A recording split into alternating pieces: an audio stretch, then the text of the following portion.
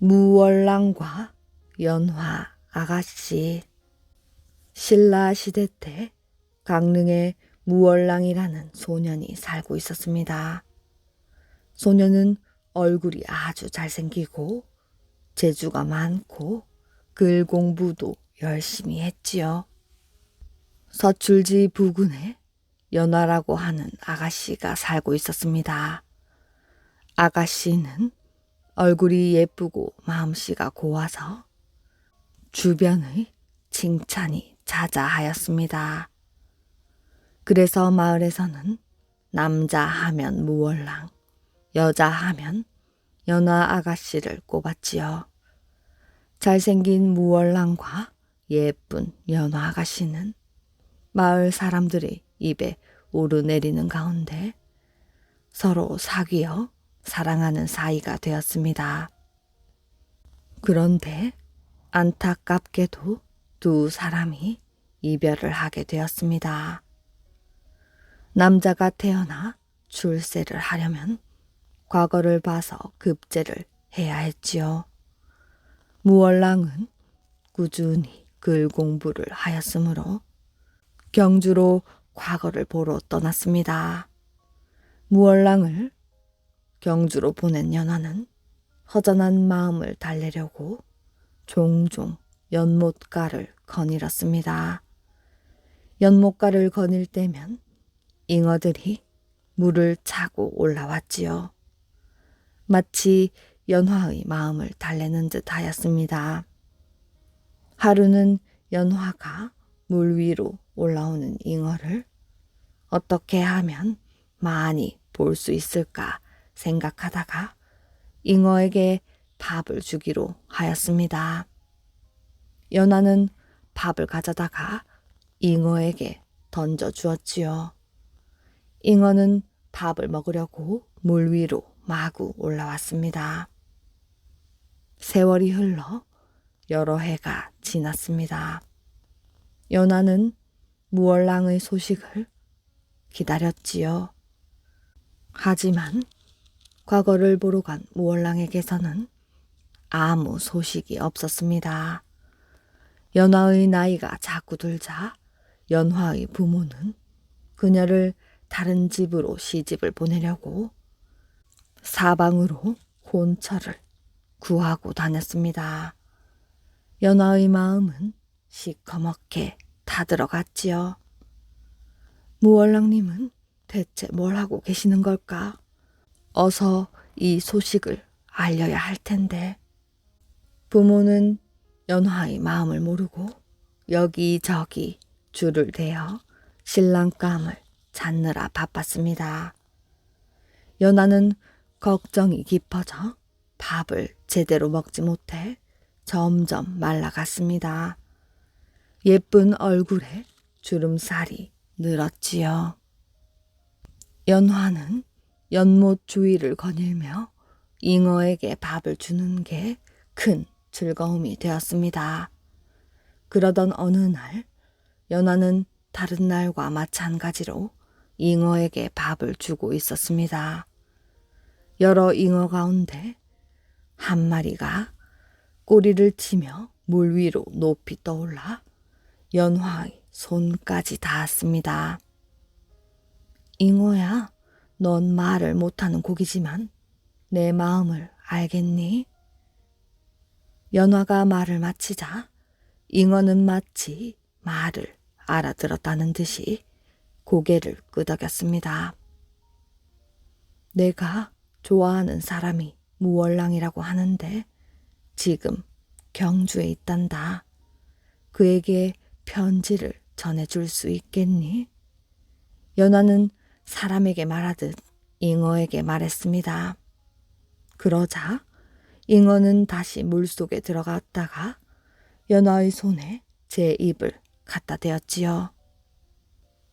들어주겠다는 뜻이구나. 연화는 좋아라 하며 얼른 편지를 써서 연못에 던졌습니다. 그러자 아까 그 잉어가 편지를 물고 물속으로 들어갔지요. 잉어는 편지를 물고 동해 바다로 갔습니다.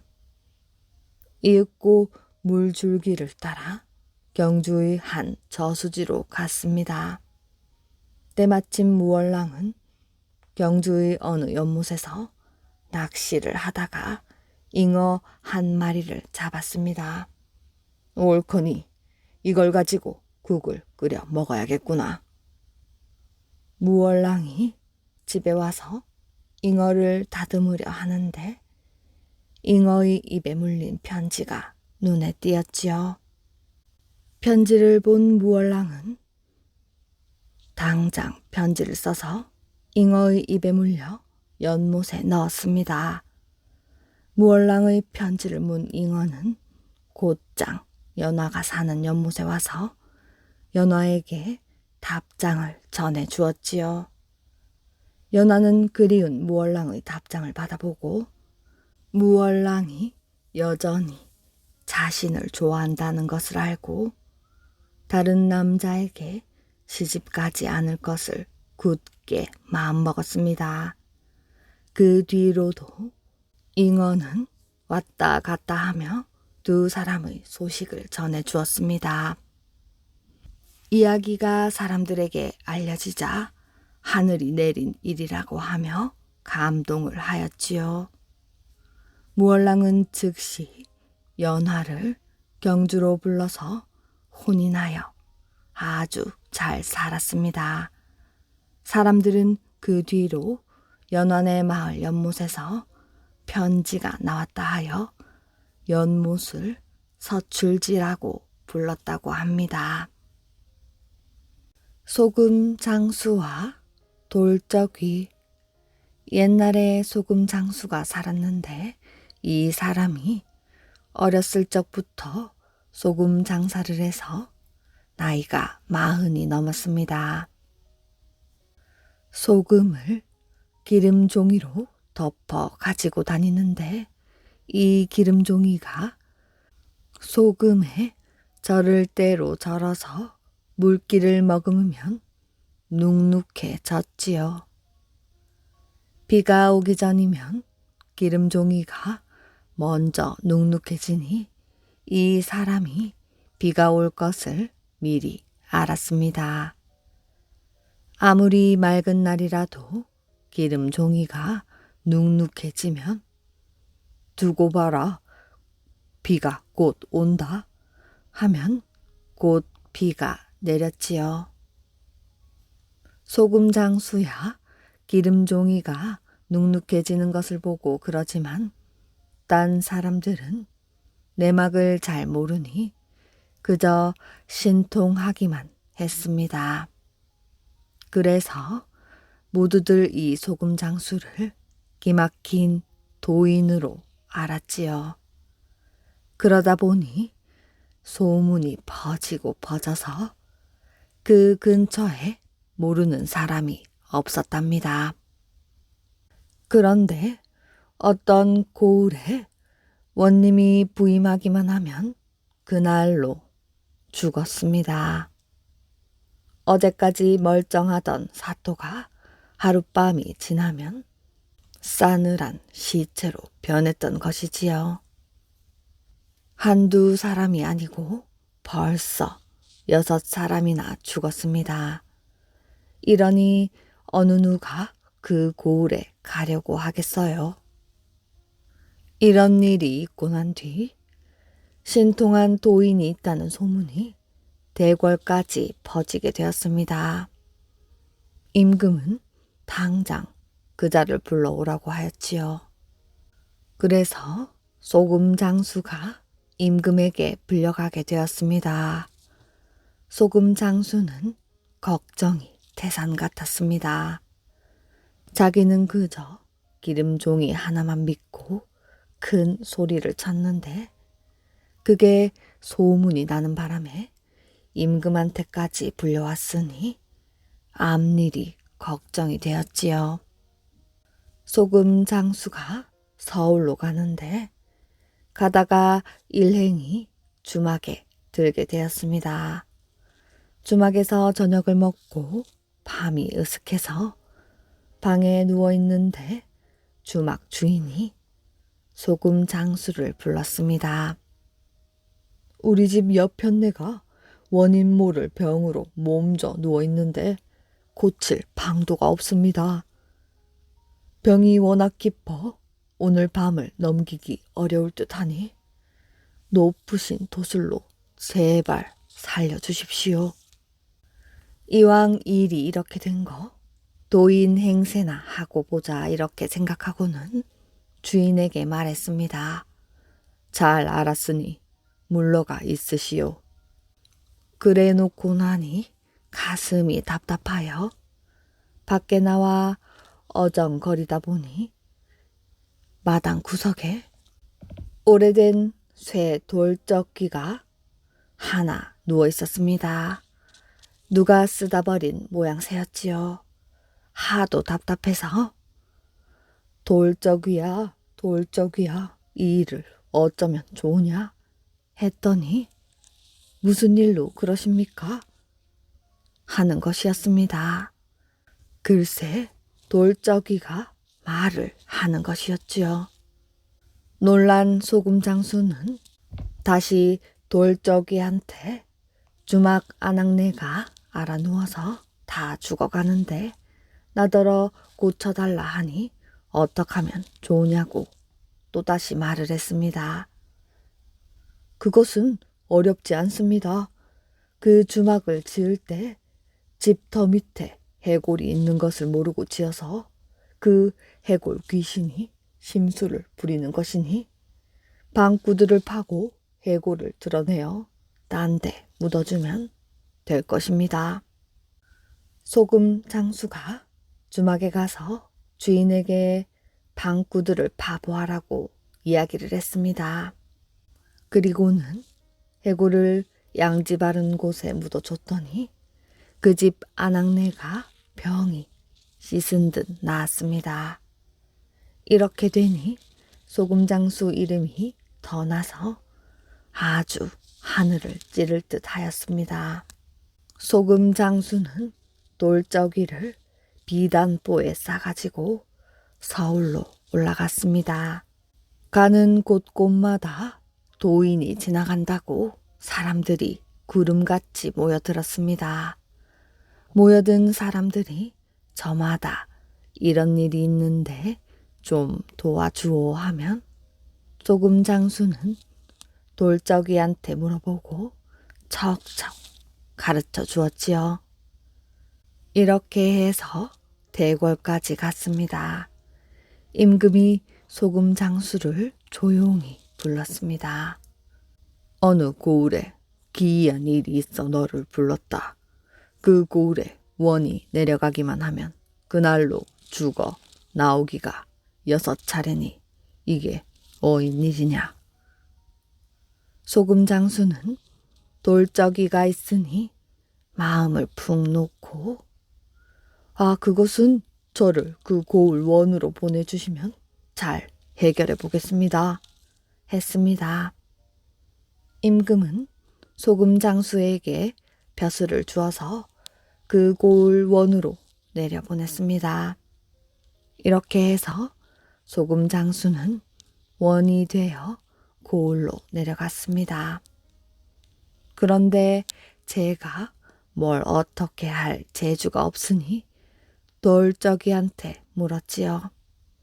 돌적이야, 이제 어쩌면 좋으냐? 동원 뒤에 수백 년 묵은 고목이 있는데 그 나무 구멍 속에 백여우 3마리가 살고 있습니다.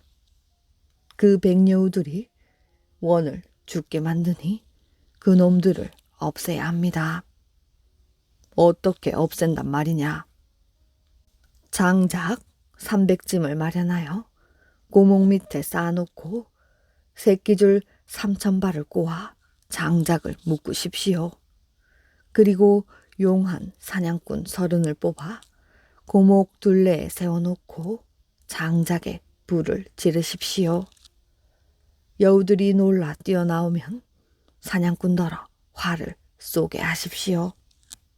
한 마리라도 놓쳐서는 안 됩니다. 소금장수가 돌적이가 시키는 대로 했습니다.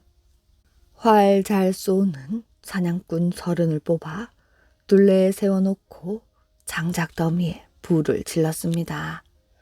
불길이 솟아오르니 여우 3마리가 뛰어나오는데 활을 쏘아 2마리는 마치고 1마리는 놓쳐버렸습니다. 어찌됐든 백여우가 없어지니 그 고을도 조용하게 됐습니다.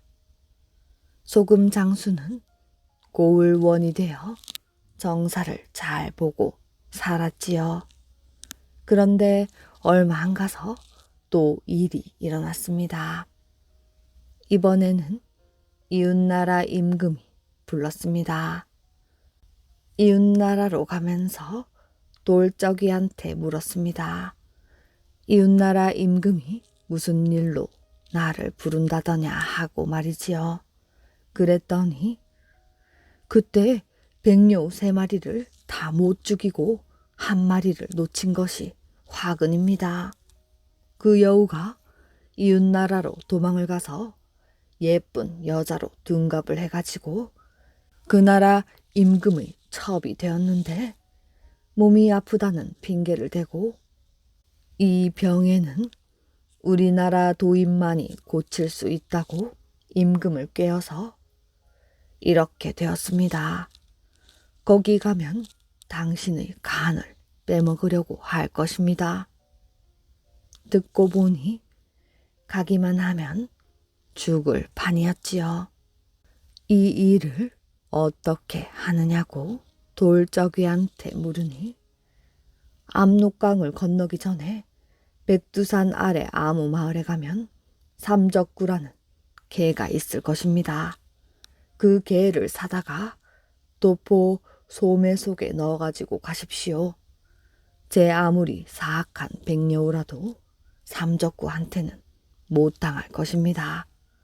백두산 아래에 가서 개를 큰 돈을 주고 사서 도포 속에 넣어다가 가지고 갔습니다. 이웃나라 대궐에 들어가니 임금이 후원 별당에 가서 첩의 병을 고쳐달라고 했습니다. 12대문을 열고 들어가니 방 안에 젊은 여자가 누워있는데 진맥을 하는 척하고 소매 속에서 삼적구를 풀어놨습니다. 그랬더니 삼적구가 멍하고 한번 짖더니 훌쩍 뛰어서 누워있는 여자 목을 단번에 물어버렸습니다. 그러니 여자는 비명을 지르고는 백여우가 돼서 꼬리를 2발이나 뻗고 죽어버렸습니다.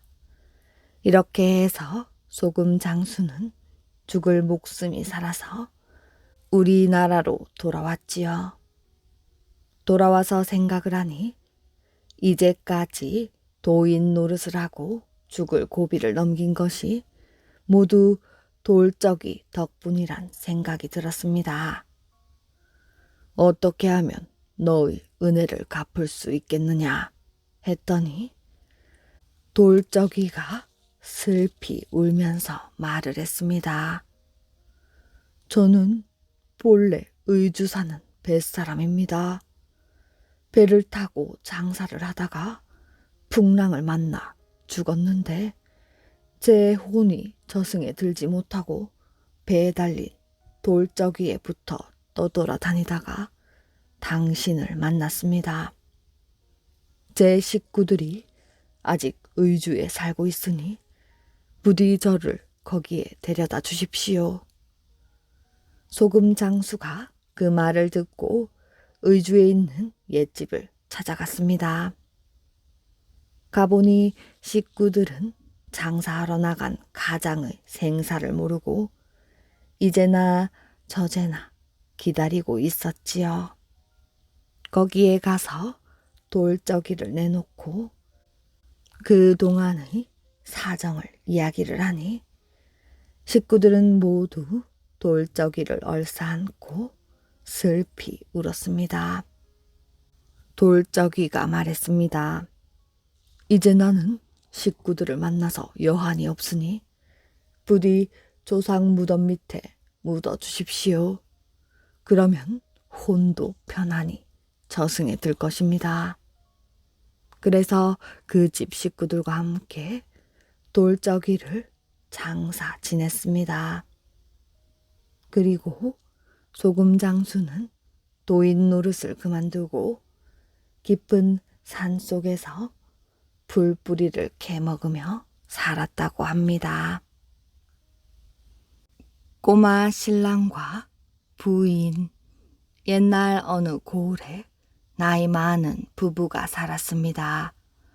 부부에게 늙음하기 본 아들이 있었지요.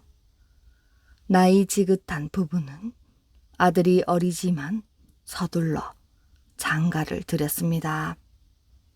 신부는 어린 아들과 나이 차이가 꽤 많이 났지요. 신부는 늘 꼬마 신랑에게 불만이 많았습니다.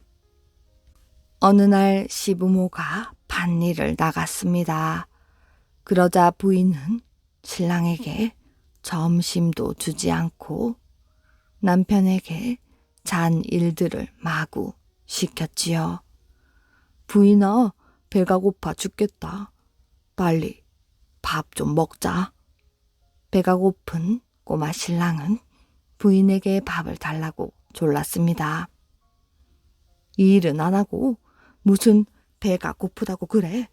배가 정 고프면 네가 지어 먹으렴. 부인이 말을 함부로 하자 꼬마 신랑은 화가 났습니다. 아무리 나이가 어려도 엄연한 신랑인데 해도 너무한다고 생각이 들었지요.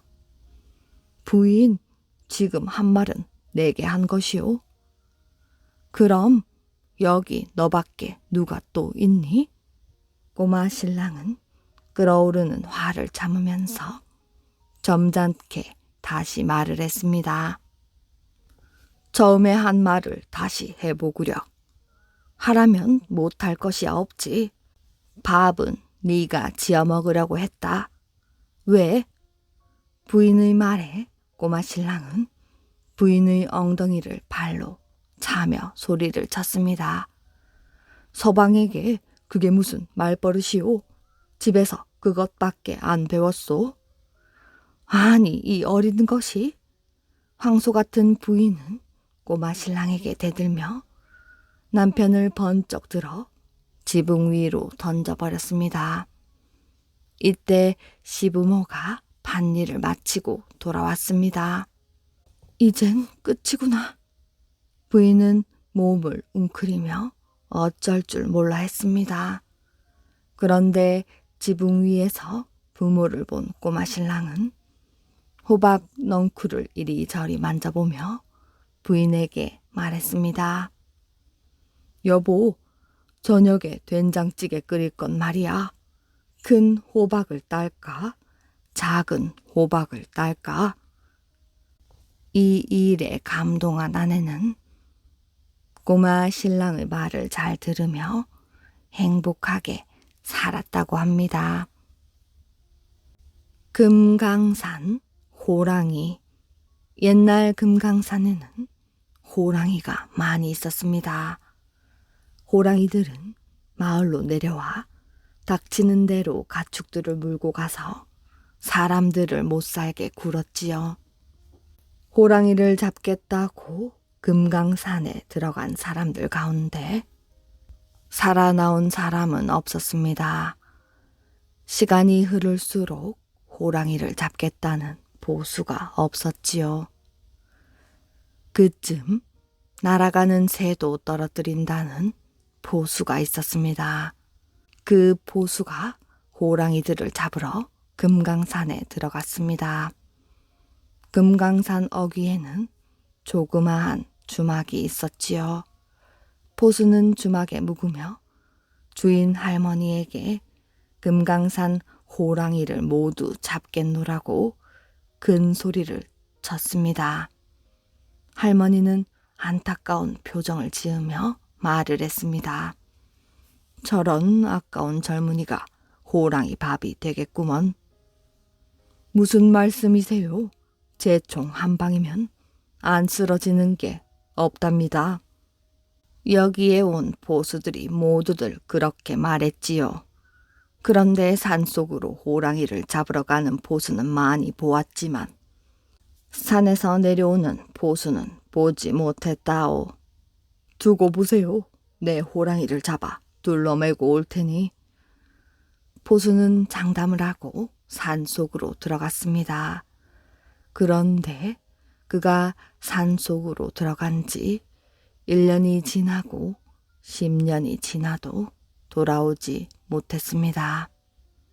보수에게는 어린 아들이 하나 있었지요. 아들은 10년이 지나자 다 자라서 아버지 못지않게 총을 잘 쏘았고 똑똑하였습니다. 아들은 아버지를 죽인 호랑이를 꼭 제 손으로 잡아 원수를 갚겠다고 다짐을 했습니다. 아들은 20살이 되자 어머니에게 아버지의 원수를 갚으러 금강산에 가겠다고 했습니다. 명포수인 너희 아버지도 호랑이한테 당했는데 네가 어찌 간단 말이냐? 걱정 마세요. 반드시 아버지 원수를 갚겠습니다. 아들은 어머니 말을 듣지 않았습니다. 어머니는 길을 떠나겠다는 자식을 붙잡고 당부를 했습니다. 어미가 할 말이 있다 얘야. 네가 금강산에 가려거든 내 부탁을 들어야 한다. 네가 정 가려거든 물을 이고 가는 여인들의 물동이 손잡이를 마치고 심리 밖에서도 바늘 구멍을 맞히는 사격 솜씨를 기르고 가거라. 이는 바로 아버지의 솜씨였지요. 어머니의 부탁을 들은 아들은 3년 동안 연습을 하여 아버지만한 솜씨를 익혔습니다. 어머니는 아들과 한 약속대로 금강산으로 아들을 보내주었습니다. 아들은 아버지가 묵었던 주막에 들렸습니다. 그리고 아버지가 장담한 것과 마찬가지로 할머니에게 호랑이를 꼭 잡겠노라 장담을 했지요. 장담하지 말게. 젊은이의 아버지는 저기 가죽나무 꼭대기에 있는 나뭇잎을 뒤돌아보지 않고도 척척 맞췄다네. 그런데 그만 그렇게 되고 말았지. 아들이 아버지 원수를 갚겠다고 큰 소리를 치자 할머니는 너무 큰 소리를 치지 말라고 꾸며서 말했던 것이지요. 아들은 할머니의 말을 듣고 뒤돌아 가죽나무를 쏘았으나 나뭇잎은커녕 나무 등걸도 맞히지 못하였습니다. 그러자 아들은 그곳에서 2년 동안 총 쏘는 연습을 하였습니다. 2년이 지나자 등 뒤에 있는 무엇이라도 보지 않고 척척 맞히게 되었지요. 그러자 주막 할머니가 말했습니다. 그것만 가지고는 어림도 없지. 네 아버지는 심리 밖에서 기어가는 개미도 맞췄단다. 아들은 다시 2년을 연습을 하여 심리 밖에서 기어가는 개미도 맞히게 되었습니다. 할머니는 그제야 산속에 들어가도 좋다고 허락을 하였습니다. 아들은 총을 들고 금강산에 갔습니다. 그러던 어느 날 아들이 큰 바위에 걸터 앉아 쉬고 있는데 한 스님이 지나가다가 부싯돌로 담뱃불을 붙였습니다. 아들은 스님을 물끄러미 바라보다가 그의 입속을 보았는데 시뻘건 잇몸에 날카로운 호랑이 이빨이 나 있는 게 아니겠어요? 아들은 눈 깜짝할 사이에 방아쇠를 당겼습니다. 그러자 커다란 호랑이 한 마리가 피를 흘리며 자빠져 있었지요. 한 마리 해치웠다. 아들은 어깨를 으스대며 다시 길을 떠났습니다. 얼마 동안 가다가 밭에서 감자를 캐고 있는 할머니를 보았습니다. 아들은 배가 고파 할머니에게 감자를 달라고 하였습니다. 할머니는 못 들은 척 감자만 캐고 있었지요. 아들은 할머니를 주의 깊게 살피며 말을 했습니다. 할머니, 감자를 좀 주세요. 조금 전에 우리 남편이 나쁜 사람에게 죽었어. 그래서 난 바빠. 말을 간단히 마친 할머니는 계속 감자만 캐었습니다. 아들은 그 말이 이상해서 할머니를 살펴보았습니다. 할머니 가랑이 사이로 꼬리가 삐죽 나와 있는 게 보였습니다. 맞아, 호랑이가 변신을 한 것이다. 아들은 생각할 겨를도 없이 방아쇠를 당겼습니다. 그러자 커다란 암컷 호랑이가 나동그라쳤습니다. 아들은 호랑이 부부를 죽이고 다시 산골짜기로 갔습니다. 그때 웬 아가씨가 물동이에 물을 이고 왔지요. 이 깊은 산속에서 웬 처녀지? 아들이 이상하게 생각하며 지나치려는데 바람이 살랑이자 처녀의 치마폭 사이로 호랑이 꼬리가 살며시 보였습니다. 아들은 총을 쏘아 호랑이 딸도 죽였습니다. 아들은 다시 길을 갔습니다. 그때 한 젊은이가 정신없이 길을 가고 있었지요. 그런데 바지 뒤쪽에 불룩하게 꼬리가 숨겨져 있는 것이 보였습니다. 아들은 다시 총을 쏘았습니다. 아들 호랑이가 쓰러졌지요. 아들은 신바람이 났습니다. 어느 산기슭을 돌고 있었을 때 아들 앞에 집채만한 호랑이가 쭈그리고 앉아 있었지요. 덜빛이 하얀 호랑이가 입을 딱 벌리고 아들을 삼킬 듯이 으르렁거렸습니다. 아들은 재빨리 호랑이의 입을 조준하여 방아쇠를 당겼습니다. 그러나 그 호랑이는 꿈쩍도 하지 않았지요. 호랑이는 총을 쏠 때마다 이빨로 총알을 받아 뱉어버렸습니다. 아들은 계속 총을 쏘았지요. 마침내 총알이 다 떨어졌습니다. 아들이 당황하여 어쩔 줄 모르고 있는 사이 호랑이가 달려와 아들을 덥석 삼켜버렸습니다. 정신을 차린 그는 호랑이 뱃속에서 어떻게 살아나갈 것인지를 골똘히 생각을 하였습니다. 캄캄한 굴속 같은 호랑이 뱃속은 굉장히 넓었습니다. 호랑이 뱃속에는 잡아먹은 사람들의 뼈가 여기저기 흩어져 있었습니다. 아들은 혹시 아버지의 유품도 있는가 하고 살펴보다가 아버지의 이름이 적힌 총을 발견하였습니다. 아버지 원수를 갚는다고 했는데 하필이면 아버지를 삼킨 호랑이에게 먹히다니. 아들은 원통한 생각이 들었습니다. 그때 옆에 정신을 잃은 처녀가 있었습니다. 아들은 처녀를 정신을 차리게 하였지요. 처녀는 한양에 사는 정승의 딸로 뜰에서 머리를 감다가 호랑이에게 잡아먹힌 것이었지요. 아들과 처녀는 도망갈 궁리를 하였습니다. 아들은 한동안 생각을 하다가 주머니에서 장독 칼을 꺼내어 호랑이 밥통을 도려내었습니다. 갑자기 호랑이는 배가 아파 의사인 곰을 찾아갔지요. 배가 아프다고? 그럼 과일을 실컷 먹어. 곰의 말에 호랑이는 과일을 닥치는 대로 먹었습니다. 호랑이 뱃속은 과일이 수북히 쌓였지요.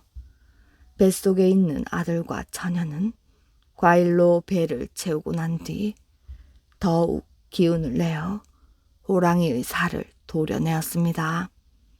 호랑이는 배가 계속 아프자 다시 곰을 찾아갔습니다. 과일을 아무리 먹어도 배가 아픈데? 그것 참 이상한데? 그렇다면 샘물을 잔뜩 마셔봐. 호랑이는 곰의 말을 듣고 샘터로 가서 물을 마셨습니다. 뱃속에 있는 두 사람은 호랑이가 마시는 물을 실컷 마시고 더욱더 힘을 내어 호랑이 살을 열심히 도려내었습니다. 마침내 호랑이는 배가 아프고 기운이 빠져 쓰러지고 말았습니다. 두 사람은 호랑이 뱃가죽을 찢고 뱃속에서 나왔습니다. 아들은 호랑이 가죽을 잘 벗겨 한양으로 가지고 와서 처녀의 아버지에게 바쳤습니다. 처녀의 아버지는 딸을 구해주었다며 보수 아들을 사위로 삼았지요. 보수와 처녀는 혼이 나여 행복하게 잘 살았다고 합니다. 강감찬 장군 어렸을 적에 고려시대의 명장 강감찬 장군이 어렸을 때 일입니다. 강감찬 장군의 어릴 때 이름은 은천이었습니다. 은천은 키가 작고 얼굴이 새까만 데다가 죽은 깨도 덕지덕지 나 있었지요. 그래서 친구들은 은천을 못생겼다고 놀려댔습니다. 하지만 조금만 같이 지내다 보면 금방 은천을 좋아하게 되었지요. 은천은 아주 씩씩한 골목 대장이었습니다. 그가 어렸을 때에는 다른 나라가 우리나라에 쳐들어온다는 소문이 나돌아서 아이들이 전쟁 놀이를 즐겨 했는데 은천은 작은 키에도 불구하고 달리기나 활쏘기, 칼싸움을 아주 잘했지요. 은천이 키 큰 친구들에게 뒤지지 않았던 것은 상대가 방심하는 순간에 꾀를 써서 이겼기 때문입니다. 그래서 친구들은 편을 갈라 싸움을 할 때마다 은천과 같은 편이 되려고 했습니다.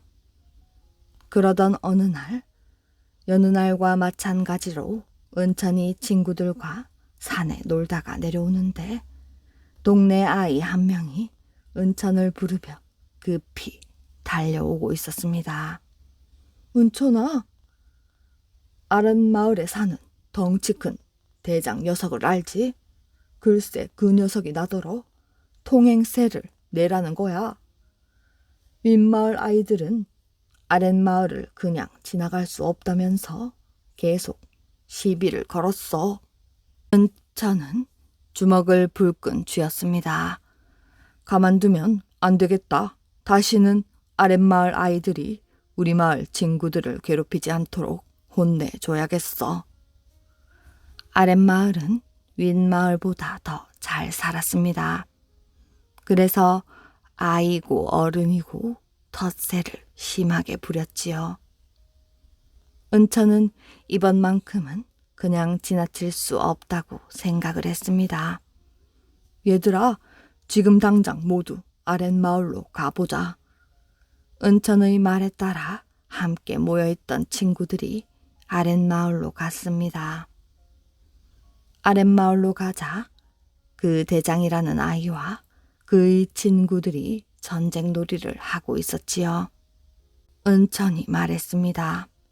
방금 전에 네가 얘를 이렇게 만들었다며? 도대체 무슨 권리로 동행세를 내라 마라 하는 거야? 여긴 우리 마을이야. 그리고 너도 알다시피 나는 이 동네의 대장이란 말이다. 그래서 내가 동행세 좀 받겠다는데 네가 무슨 참견이니? 키도 조그맣고 못생긴 게. 은천은 순간 화가 치밀었지만 꾹 참았습니다. 아랫마을 대장은 덩치도 컸고 싸움 실력도 뛰어나다는 것을 은천도 알고 있었지요.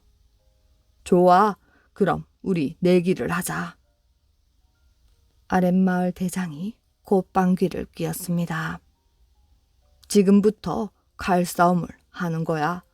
그래서 칼을 먼저 떨어뜨리는 사람이 지는 거다. 그런 내기라면 좋지. 아랫마을 대장도 칼싸움이라면 자신이 있었지요. 단 조건이 있어. 내가 이기면 넌 이 친구한테 사과하고 앞으로 2번 다시 우리 윗마을 친구들을 괴롭히지 않겠다고 약속해. 그러지 뭐. 하지만 만약 내가 이기면 그땐 내가 너의 부하가 되지. 그거 좋은 생각인걸. 자, 그럼 시작이다. 둘은 나무칼을 들고 칼싸움을 벌였습니다. 은천은 마음속으로 단단히 각오를 했습니다. 절대로 칼을 놓쳐서는 안 돼. 그리고 당당하게 싸워야 해. 아랫마을 대장의 실력은 만만치 않았습니다.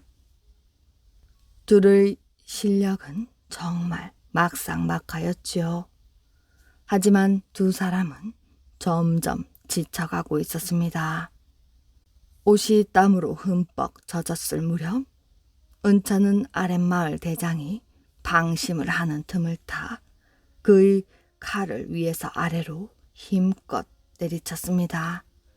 순간 아랫마을 대장의 칼이 땅으로 떨어졌습니다. 내가 졌다. 아까 약속한 대로 다시는 너희 마을 아이들을 괴롭히지 않겠다. 좋아. 그럼 이 친구한테도 사과를 해. 아랫마을 대장은 괴롭힌 친구에게도 진심으로 사과를 했습니다. 그리고는 이렇게 말했지요. 은천아, 너는 과연 용감한 친구구나. 오늘 직접 너를 만나보니 너한테 배울 점이 참 많은 것 같구나. 앞으로는 우리가 잘 지내보자. 그래, 그렇게 말해주니 고맙다. 은천의 믿음직스러운 모습에 친구들은 절로 어깨가 으쓱해졌습니다. 이 일이 있은 후 윗마을과 아랫마을 아이들은 예전과 다르게 서로 왔다 갔다 하면서 함께 놀고 함께 공부하며 아주 친하게 지냈다고 합니다. 그 후 강감찬은 장군이 되었으며 나라를 지키며 싸우는 일을 하였습니다. 문전 성시 후한 시대에 에제라는 왕이 있었는데 그는 정치는 하지 않고 날마다 놀기에 정신이 없었습니다. 그리고 정치는 외척들에게 모두 맡겼지요. 에제는 매일같이 술과 놀이로 지냈습니다. 그런데 충신으로 이름 높은 정승이라는 사람이 바른 말을 하며 에제에게 정치를 보살펴야 한다고 간청을 드렸습니다. 에제도 처음에는 정승의 말이 옳다면서 나쁜 버릇을 고치려고 했습니다. 그런데 간신들은 에제를 애워싸고 있으면서 오히려 정승을 모함했습니다. 폐하, 정승은 아첨하는 사람들로부터 뇌물을 듬뿍 받는다고 하옵니다. 그 말을 듣자 에제는 화가 났습니다. 저런 괘씸한 놈, 자기는 나쁜 짓을 더 하면서 나에게 충고를 한단 말인가. 화가 난 에제는 정승을 잡아들였고 크게 꾸짖었습니다. 이놈 정승, 내 놈의 집 문 앞에는 시장이 설 만큼 사람들이 모여든다는데 그 말이 사실인가? 그러나 정승은 담담하게 대답하였습니다. 네, 신의 집 문 앞에는 아첨하기를 좋아하는 무리들이 구름처럼 모여듭니다. 그러나 신의 마음이 물처럼 맑음에는 변함이 없습니다. 에제는 정승의 말이 믿지 않았고 그를 옥에 가두었습니다. 결국 정승은 옥에서 죽고 말았습니다. 세도가의 집 앞에 찾아드는 방문객들로 시장처럼 붐빈다는 문전 성시 이야기였습니다.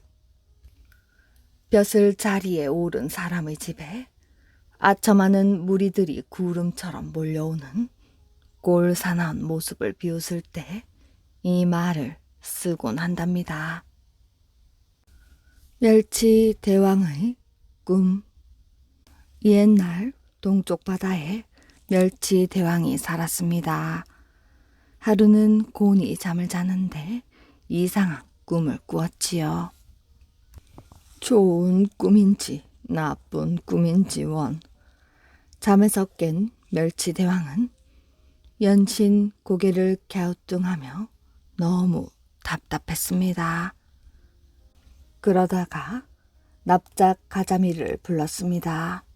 어서 서쪽 바다에 가서 꿈풀이를 잘 하기로 소문난 망둥이를 데려오거라.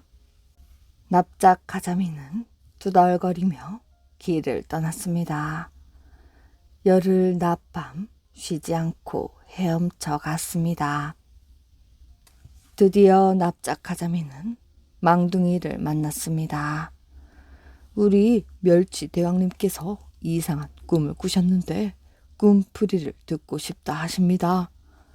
납작 가자미는 망둥이를 데리고 열흘 낮밤을 쉬지 않고 헤엄쳐 갔습니다. 납작 가자미가 동쪽 바다 멸치대왕 궁에 돌아왔습니다.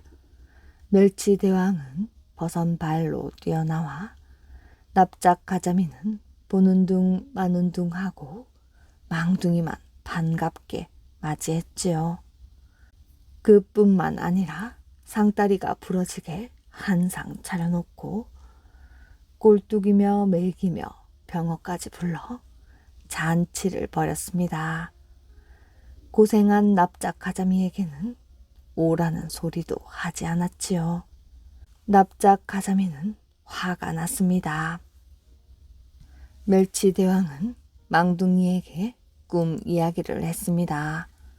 내가 하늘로 올라가는가 싶더니 땅으로 뚝 떨어지고 어디서 열놈이 나타나 나를 메고 가는데 갑자기 흰 눈이 펄펄 내리는 것이다.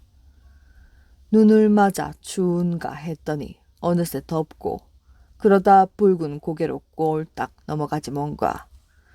대체 이게 무슨 꿈이란 말인가.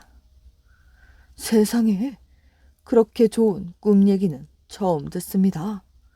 멸치 대왕님께서 곧 용이 될 꿈입니다. 망둥이가 말했습니다.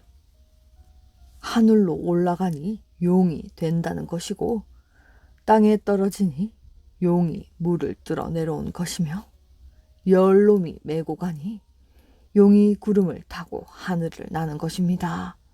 흰 눈이 내리고 춥거나 더운 것은 용이 날씨를 마음대로 움직인다는 것이며 붉은 고개를 넘어가니 노을이 질 때 용이 다시 하늘로 올라가는 것이지요. 용이 된다니 멸치대왕은 기분이 좋아서 웃고 또 웃었습니다. 그때였습니다. 세상에 그런 엉터리 꿈풀이가 어디 있는가?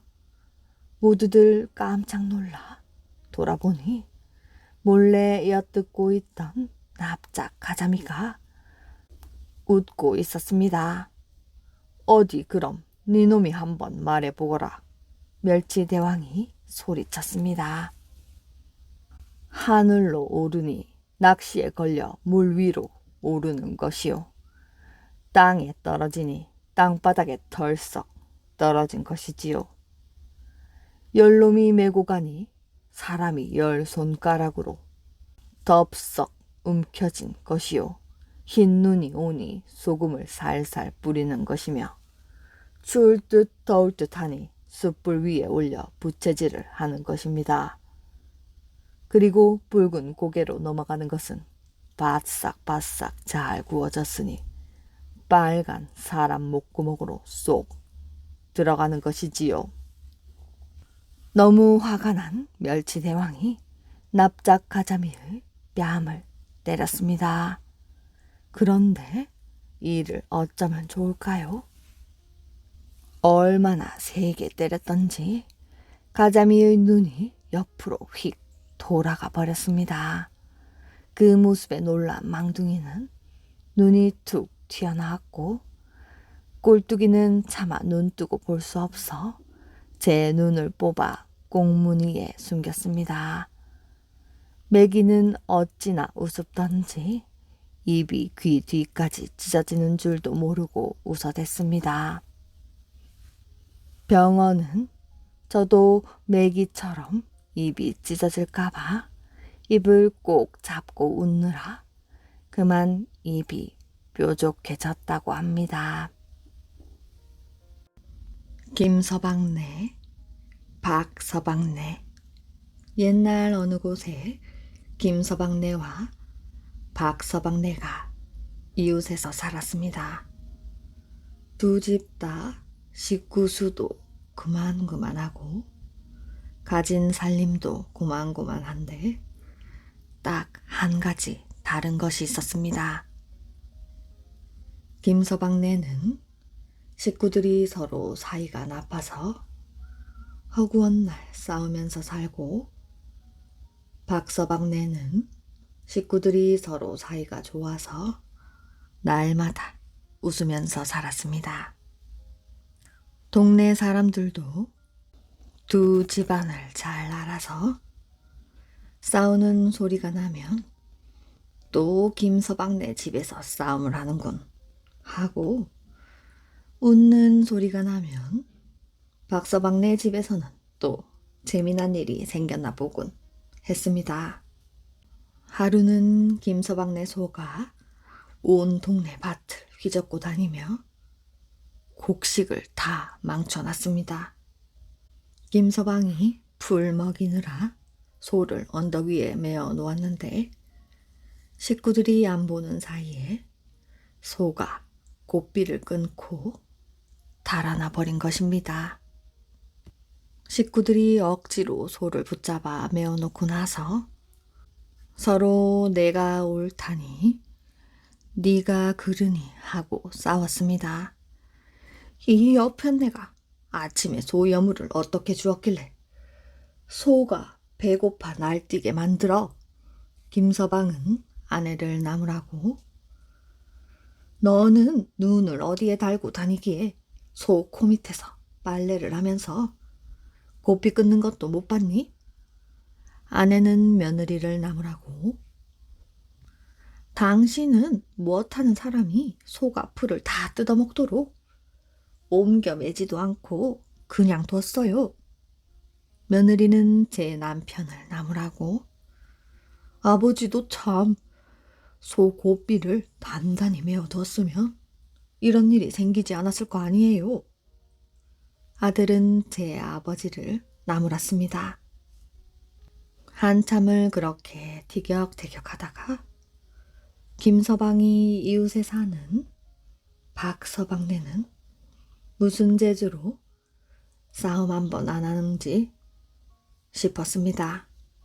그래서 박서방네를 찾아갔습니다. 자기네 집 식구들은 무슨 재주로 싸움 한 번 없이 그리 화목하게 잘 사는가 했더니 박서방이 그래 오늘은 무슨 일로 싸웠는가 하고 물었습니다. 소가 고삐를 끊고 달아난 일 때문에 싸웠다고 했더니 박서방이 허허 웃으면서 말했습니다. 우리 집 식구들이 어떻게 하는지 잘 보게 하더니 마당에 메어놓은 소를 일부러 고삐를 풀고 엉덩이를 찰싹찰싹 때려 내쫓았습니다. 소가 마구 돌아다니니까 온 식구가 여기저기 달려나와 붙잡아가지고 마당에 도로 메어놨습니다. 이제는 박서방네도 별 수 없이 대판으로 싸움이 나겠지 했더니 싸움은커녕 큰 소리 한 번 안 나왔습니다. 내가 소 고삐를 단단히 메어두지 않은 것이 잘못이오. 박서방이 이렇게 자기를 탓하니까 웬걸요. 내가 아침에 여물을 든든히 먹였더라면 소도 얌전했을 텐데 다 제 잘못입니다. 아내는 이렇게 자기를 탓하고 어머님 그런 말씀 마세요. 제가 우물가에 있으면서 소를 빨리 잡지 못한 탓입니다. 며느리는 이러고 아니요.